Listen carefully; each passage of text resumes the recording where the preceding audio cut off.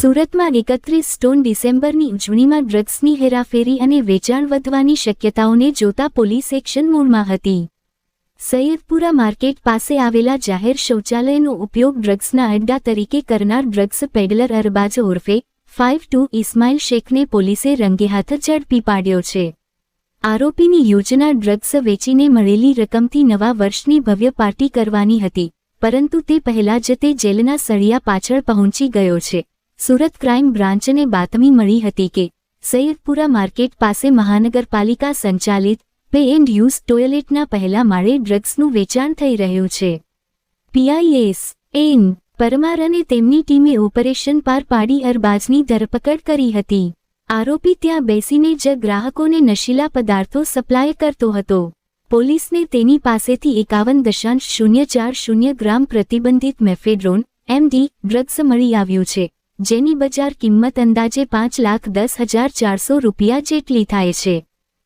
ગુજરાત સરકારની ડ્રગ્સ મુક્ત ગુજરાતની મુહિમ હેઠળ ઝીરો ટોલરન્સ નીતિ હેઠળ મહેરબાન સીપી સાહેબની સૂચના અનુસાર ગતરોજ સૈયદપુરા માર્કેટ પાસે પે એન્ડ યુઝ ટોયલેટ આવેલ છે।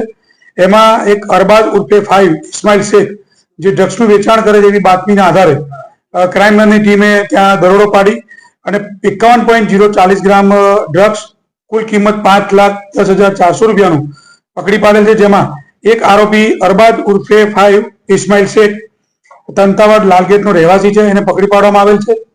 આ આરોપી અગાઉ સલામતપુરા પોલીસ સ્ટેશનના ગુનામાં અગાઉ પકડાઈ ચૂકેલો છે 7.40 ગ્રામ એમડીના ગુનામાં। એનો ગુનાહિત ઇતિહાસ છે અને આગળની તપાસ લાલગેટ પોલીસ સ્ટેશનમાં સુપ્રત કરવામાં આવેલ છે અને ત્યાં તપાસ ચાલુ છે।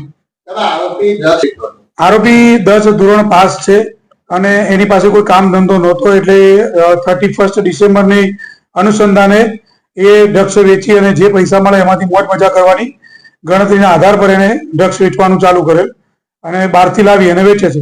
આગળ ક્યાંથી લાવે છે એની તપાસ ચાલુ છે લાલગેટ પોલીસ સ્ટેશન।